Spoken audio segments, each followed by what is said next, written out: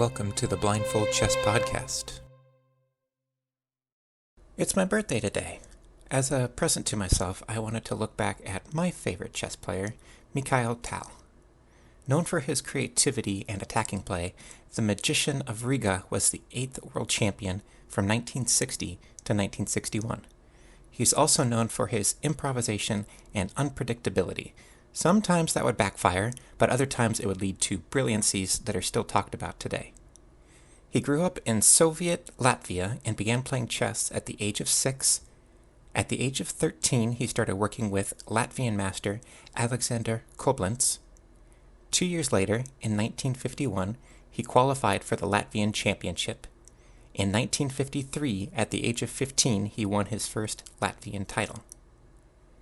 In 1956, his first USSR Championship, he finished in a tie for 5th and was criticized for, quote, taking unnecessary risks and having restrictive, creative views, end quote. The following year, he won the USSR Championship, the youngest to do so at the age of 20. In his first candidates tournament in 1959, he scored first with a score of 20 out of 28, including winning all 4 games against Bobby Fischer. When playing Benko at that tournament, Benko wore dark sunglasses to avert Tal's gaze. In response, Tal borrowed large sunglasses from a member of the crowd to counter-intimidate Benko. At the age of 23, Tal defeated Mikhail Botvinnik in a World Championship match 12.5 to 8.5, becoming the youngest world champion. Botvinnik then analyzed Tal's games and took back the title in 1961, averting Tal's tactical play, opting instead for slower games or veering toward endgames. Around this point, Tal's health started to impact his play, causing him to slump until his kidney was removed. Once returning to chess, he came back strong with 86 consecutive games without a loss from 1972 to 1973, and then a 95-game streak from 1973 to 1974. That record stood for almost 4 decades until Ding Liren broke it with 100 games in 2017 and 2018. Over the course of his career, he played in 21 Soviet championships, winning 6 times. He was a 5-time winner of the International Chess Tournament and an 8-time Soviet Olympiad, winning gold every time he played. Tal had fragile health, was addicted to morphine, chain-smoked, and drank heavily, dying of a hemorrhage in 1992 at the age of 55. Since 2006, the Tal Memorial has been held in his honor. He was slightly ahead of his time by sacrificing material for the initiative and creating problems for his opponents. He was feared to be played because of the possibility of being on the wrong side of a soon-to-be-famous brilliancy. Some of my favorite quotes of his are, "Chess, first of all, is art. There are 2 types of sacrifices, good ones and mine. To play for a draw at any rate with white is to some degree a crime against chess. Later, I began to succeed in decisive games, perhaps because I realized a very simple truth. Not only was I worried, but also my opponent. You must take your opponent into a deep dark forest where 2 + 2 = 5, and the path leading out is only wide enough for 1. In today's game, we are looking at a game from the Koblents Memorial from 1969. Mikhail Tal versus Alexei Suetin. Now, if we're ready, let's begin. 1. Pawn to e4. Pawn to c5. 2. Knight f3. Pawn to e6. 3. Pawn to d4. Pawn c captures d4. 4. Knight captures d4. Pawn to a6. 5. Bishop d3. Knight e7. 6. Knight c3. Knight b to c6. 7. Knight b3. Knight g6. Knight g6 is not a terribly common move for black in this position. The idea is that black is 1. Getting the knight out of the way of the dark squared bishop, and 2. Trying to add more coverage to the king side because that's where white's pieces are pointing. However, it does have the drawback of being susceptible to an f4, f5 push from white, since all of white's pieces are focused on the f5 square.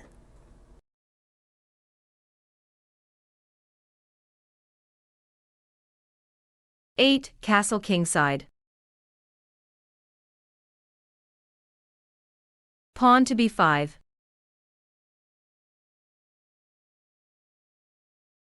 Nine. Bishop e3. Pawn to d6.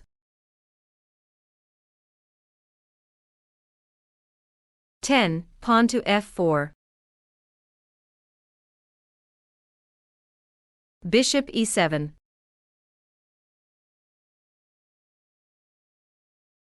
11. Queen h5. Queen to h5, that is certainly a move.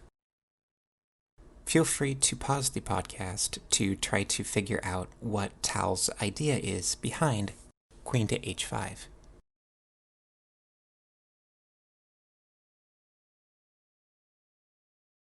Bishop f6. 12. Rook a to d1. Bishop captures c3.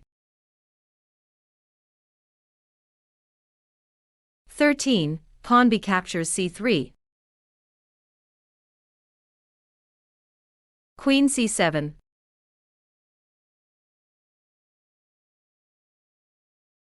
14. Rook d2.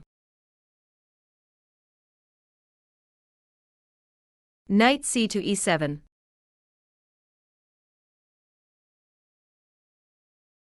15. Knight d4. Bishop d7.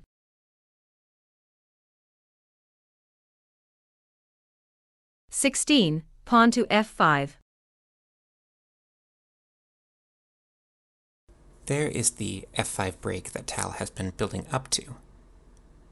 Question: how many white pieces are targeting f5, and how many black pieces are defending f5? Black has 3 defenders of f5, the knight on e7, the bishop on d7, and the pawn on e6, whereas white has 5 attackers, the pawn on e4, the bishop on d3, the knight on d4, the queen on h5, and the rook on f1. With control over the f5 square, we can see very quickly how white's kingside attack will come crashing through. Pawn e captures f5. 17. Pawn to e captures f5. Knight e5.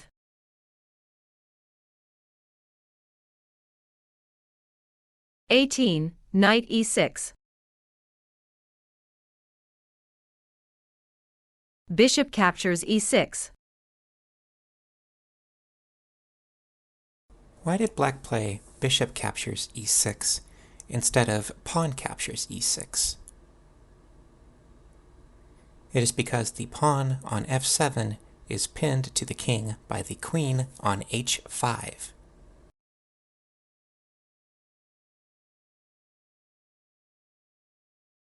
"19. Pawn f captures e6. Pawn to g6. White's queen is under attack after the move g6. where would you move the queen?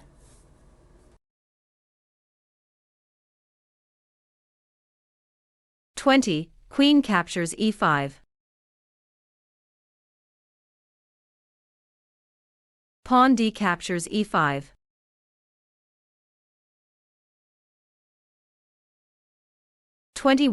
Pawn e captures f7 check.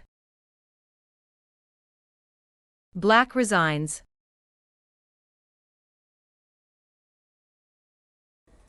Why did Black resign in this position?